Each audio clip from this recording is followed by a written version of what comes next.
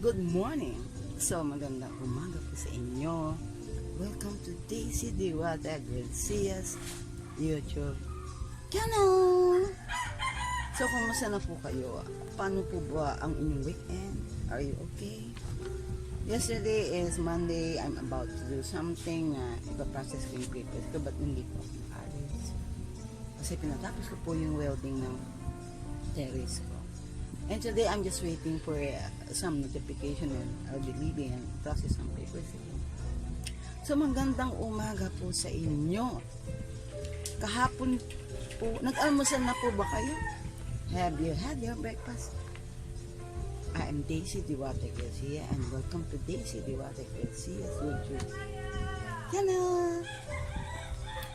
So, kahapon po ay excited po ako kagabi na ibinalita about kay Prince Charles, who hails our medical professional in the Philippines, our nurses. Natutuwa po ako sa balitan. And right now, kagabi, while I'm browsing on my phone, lagi po ako naghahanap ng news that will interest me, that I would like to share with you. Nabasa ko po about the G-7. Ano po ba itong G-7 na ito? First, let me introduce myself. I'm DIWATA GARCIA and I have worked with the Media Relations Office for many years and the Present Public Affairs Office. So, talagang type ko noon, na dream ko na maging announcer or reporter, pero hindi po siya nag-push through kasi po secretary po ako ng office and I'm one of the secretaries, so kailangan ko mag-work at the City Hall because regular employee po. At saka during those moments masyadong hectic ang schedule ng mga reports as I can see. But then now I'm retired, I have more time, so naghahanap po ako ng magagandang news at ka-intrigang news na ma-share po sa inyo. So ngayon po, ano po ba ang G7? Ano ang sinasabi nilang G7? Sino-sino po ba ito? Bakit po nagkaroon ng G7? Ano pong ibig sabihin ng G7? Akala ko nung una James Bond eh. Hindi pala. G7, it means a group of 7. So nag-research po ako. According to the New York Times, Miss Megan's Specia, one of the very, very good New Yorker in London that who tells latest news and stories and New York Times. What is G-Summit? Why does it matter? Bakit po, ano po ang G-Summit or Group of 7 at bakit po importante ito? Sino-sino po ba ang kasama sa G7 na ito? Actually, narinig ko noon G8 to eh. Kasama yung, I think, Russia. Pero hindi po, parang natanggal po ata siya certain problems with regards to Crimea or something. But then I heard that President Biden wants, President Trump last year wants Russia to be back and be included in the G7 team and the G8. But then, ano po ba ang G7? The nations belonging to the club are the world's wealthiest large democracies. Malalaking bansa po ang kasama rito. Close allies, magkakasundo po sila. Pare-pareho po sila ng opinyon at nagkakaisa po sila. Major trading partners. So sila yung mga trading partners. Business, import, export. Mga trading partners sila. They help each other para mas maging mayaman, wealthy each countries. And major trading wealthiest large partners that account for about half of the global economy. Ibig sabihin yung kayamanan nila halos kalahati ng global economy. With broadly similar views on trade, pare-pareho sila ng views and opinions on trade, political pluralism. I research on that. Baka ito yung neutralism. Security, seguridad ng buong mundo. And human rights. Napaka-importante po na maprotektahan ng bawat grupo ang human rights o karapatan ng tao. Kung wala po nagpoprotekta sa karapatan ng bawat tao, paano na po tayo? May mga maaapi, maraming bansa ang babagsak. So kung meron mga grupong kamukha nito, that they're fighting for human rights and they're neutral, very good, very well and good. They are the class belonging to the world's wealthiest large democracies, close allies and major trading partners that account for about half of the global economy with broadly similar views on trade, political pluralism, security, and human rights. They can when they agree. So pag nag-agree sila, they can when they agree with enormous collective influence. So makaka-influensya sila. Pag sila ay nagkaroon ng opinion, agreed on one opinion, they would have enormous collective influence. So makaka-influensya sila sa decisions on world issues. So ngayon magkakaroon po sila ng summit last 20, I think it was last year, na dapat magkakaroon ng summit ang G7 but hindi po natuloy because of pandemic. I heard about that. So now, magkaroon sila ng summit starting I think Friday until Sunday. They will have a dinner and then the summit will go on. Their heads of government, kasama po siguro yung mga president, prime minister, met along with representative of the European Union. So kasama yung European Union to discuss economic issues and major international policies. So ang pinagmimitingan po nila hindi lang para sa kanilang grupo ng bansa kundi sa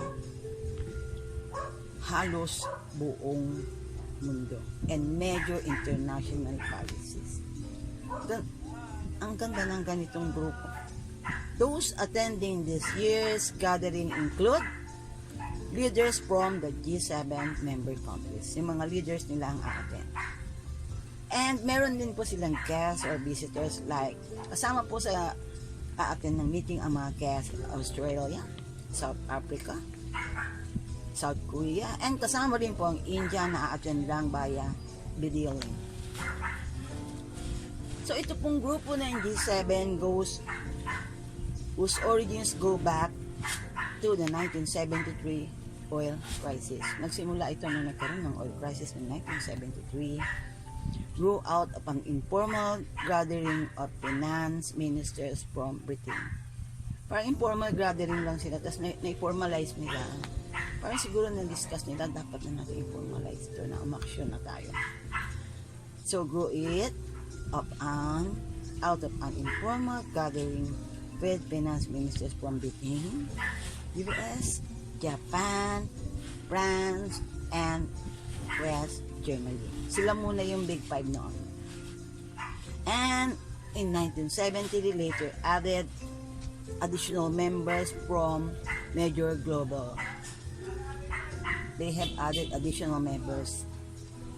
Those topics were discussed were major global issues that affect the international economy, security, trade. Napaka-importante po nito sa bawat bansa.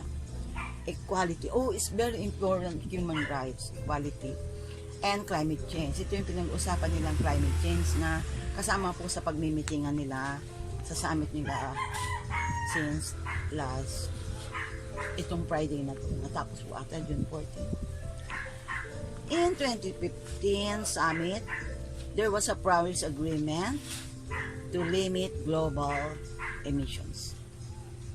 So, this year's summit was hosted by Britain, which holds the group's presidency. So siya pala ang president, yung president ng dito. It is the 47th of its kind, which will continue from Friday until Sunday. So, bali 3 days din siya. And, eto na tayo. So, sa summit na ito, G7 Summit in UK, it was held in Cardiff Bay Hotel. G7 is a group of 7. G7 is a group of 7 leaders brought together from US, Japan, Germany, UK, France, Italy, and ilan na to? US, Japan, Germany, UK, France, Italy, and Canada. 7. Dati kasama Russia, pero parang na-remove ata siya, led to the establishment of the G8 noong 1999. Nabuo po itong G7 following the financial crisis in Asia. Is this Asia? G7 is an organization of the world's 7 largest countries called advanced, which they are called for to tackle advanced economies. So ano po itong G7 summit na ginanap po nitong I think it was 12 Independence Day and June 12 summit. World leaders are gathering in the SDS resort of Cardiff Bay, and this time face-to-face po yung kanilang meetings at the summit of the 7 nations. Dati G8 siya, ngayon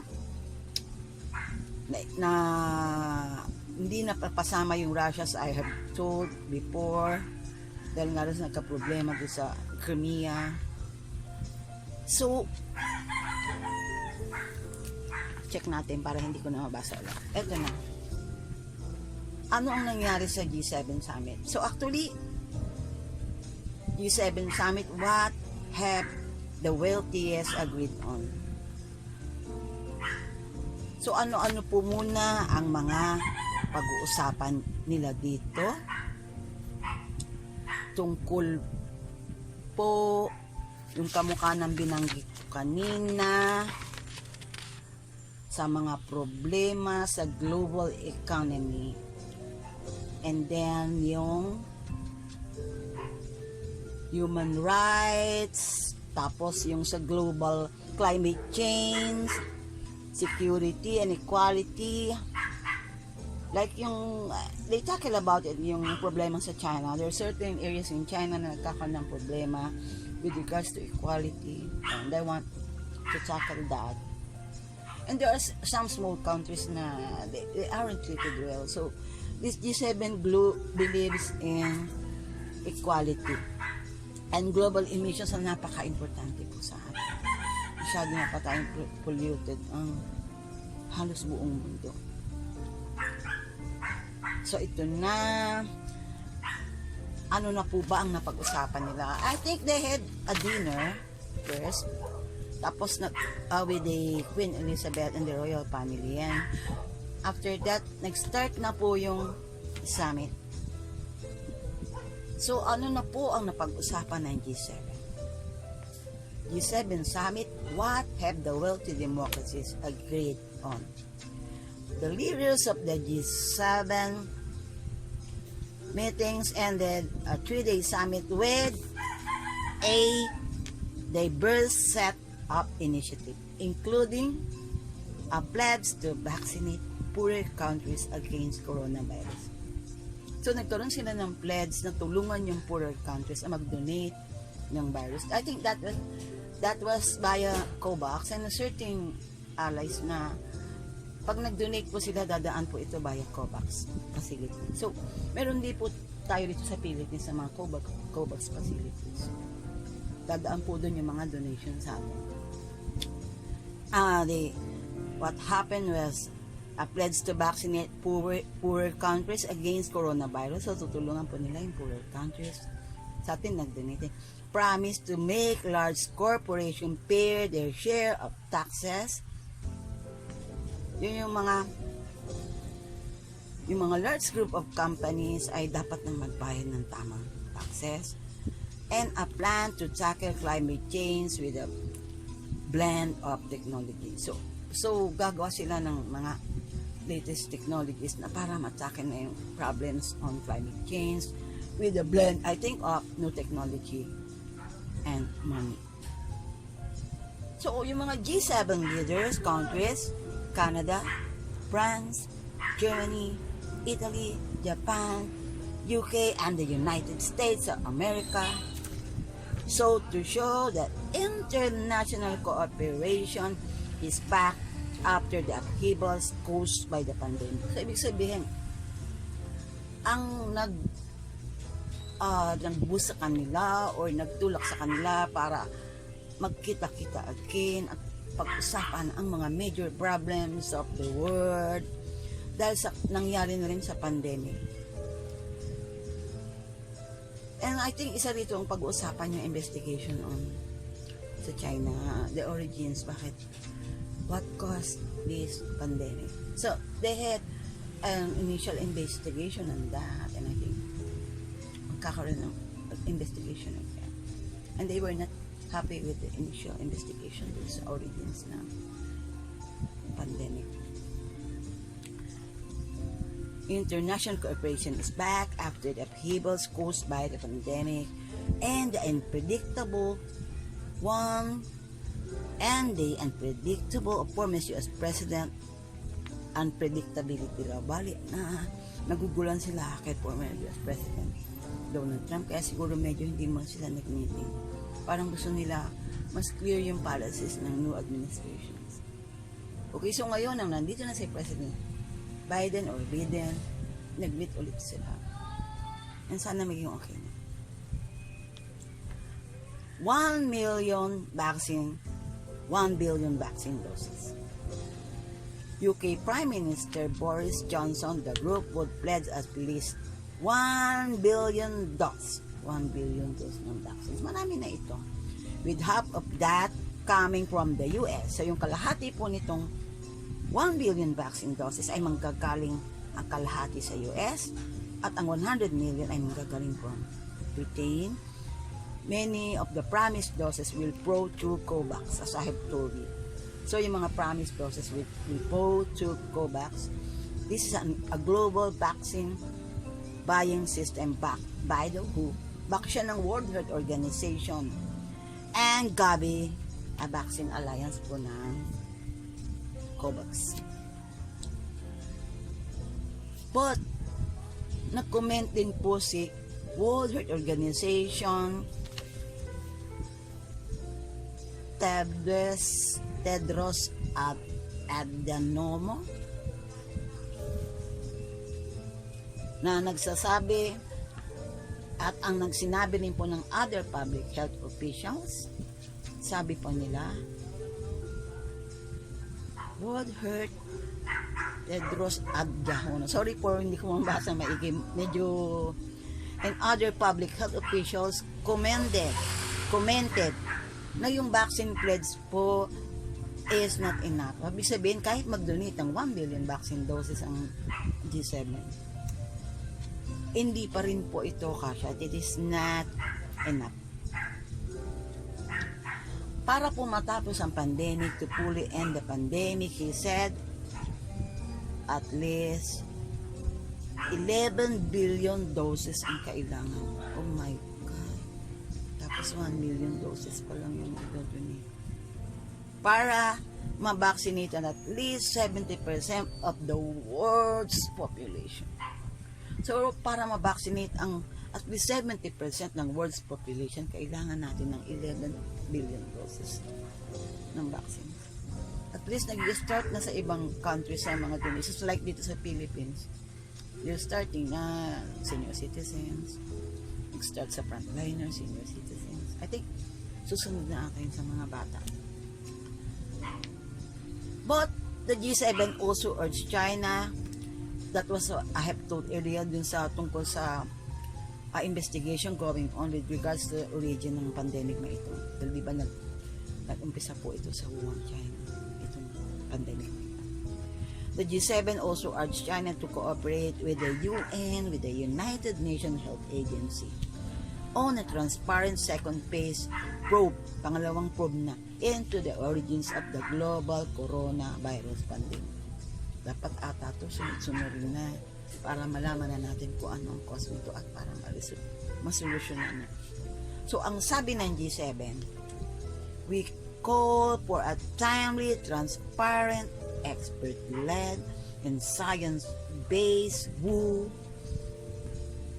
convened phase 2 COVID-19 as group study including aspect by the experts as requested by the experts report on China. So, kailangan magkaroon ng timely, transparent, expert-led, and science-based who convened noon sa pangalawang investigation ng COVID-19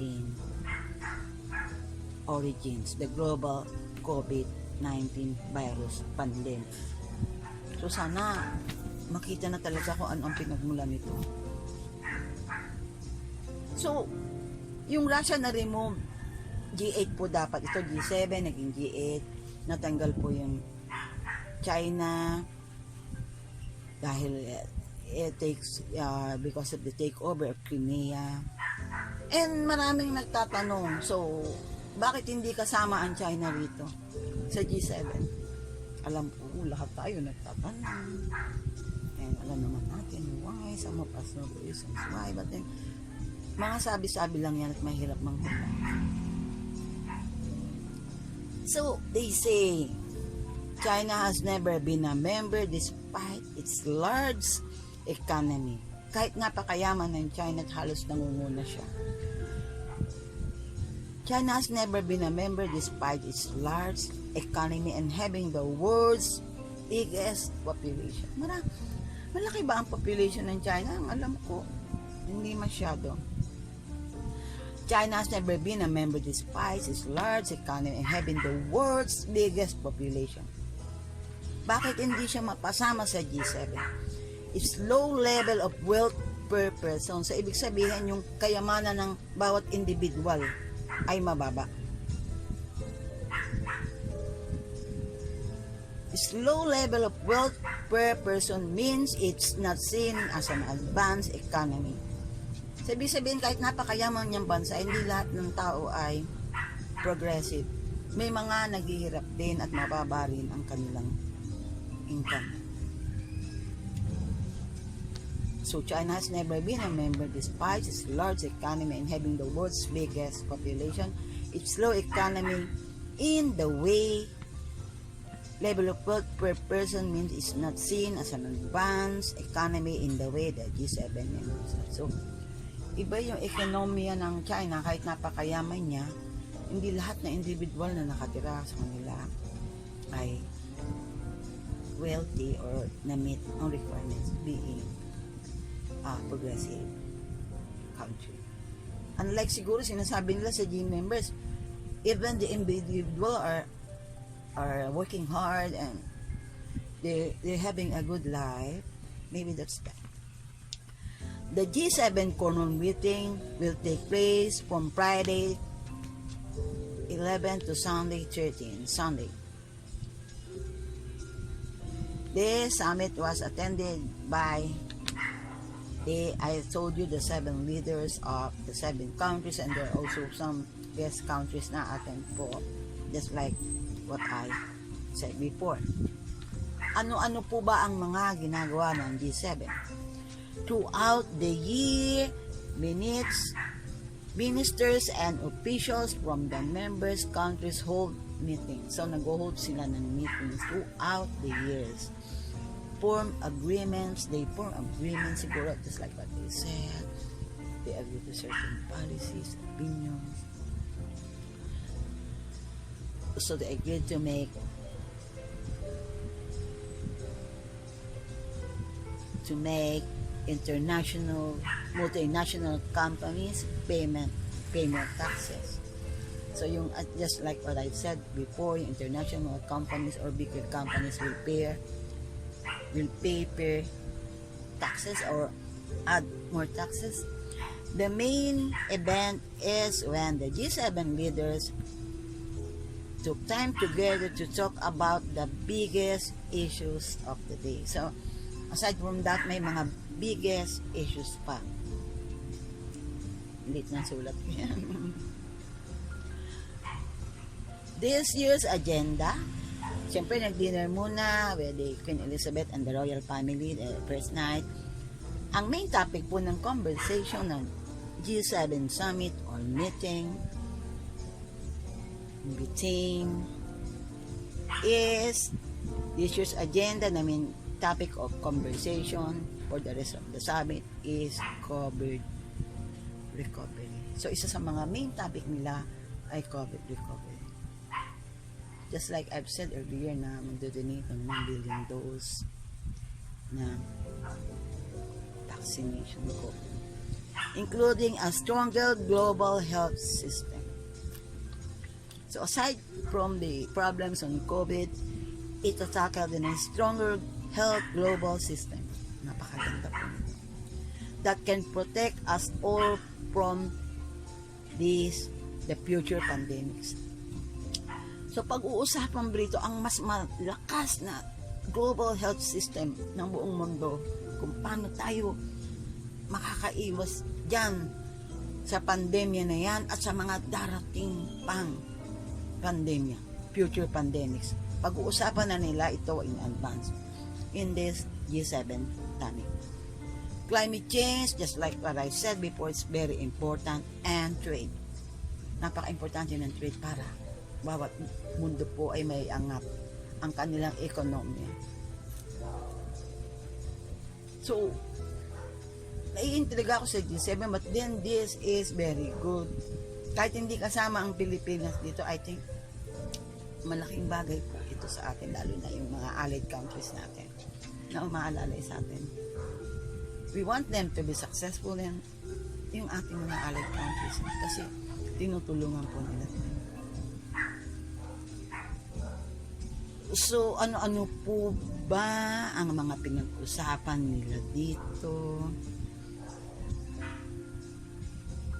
to make multinational payment tax and pag-usapan yung global events, multinational company pay more taxes, talk about the biggest issues of the day like is the COVID recovery, the stronger global health system that can protect us all from present and future pandemic, climate change, and world trade. So, paano tinutulungan ng G7 or Group 7 ang ating mga poor countries? So, it can plan, have any laws, but it is made up of separate nations. So, it can plan any laws because it is made up of separate nations. Kasi nga naman magkakahiwalay sila ng nations. Their own democratic processes, however, some decisions can have global effects. So hindi nga naman sila pwede mag-formulate ng laws kasi they are made up of separate nations. Pero ang kanilang mga decisions po ay makaka-apekto sa global happenings or issues or economy. So, syempre ko kontra ang China rito and may mga according to BBC News, sabi ng China, it was 3 hours ago, China denounces G7 statement in Sinang and Hong Kong, Xinjiang and Hong Kong, and the China spokesman from the London spokesman, China-London spokesman has said China has accused the G7 of political manipulation. So, meron daw nangyayari political manipulation. after it criticized Beijing over a range of issues. In a joint statement at the end of a 3-day summit, leaders of the G7 countries urged China to respect human rights and fundamental freedoms. Ito na naman yung sinasabi ko tungkol sa isang rural area sa China. Nakalimutan ko yung pangalan ng that parang province na nagkakaroon ng human rights violation and gustong alamin ng G7 about this, and they're waiting for, that's why they said that China administration should respect human rights and fundamental freedom. Ang siguro at nagsalita rin ang China has won, according to BBC News, China has warned the G7 leaders that the days when a small group of countries, ang tawag ng China, small group of countries, oh my, China has warned the Group 7 leaders or G7 leaders that the days when a small group of countries decided the fate of the world were long gone. Ibig sabihin, hindi naniniwala ang China sa group ng G7 and China has called it small group of countries. Oh my.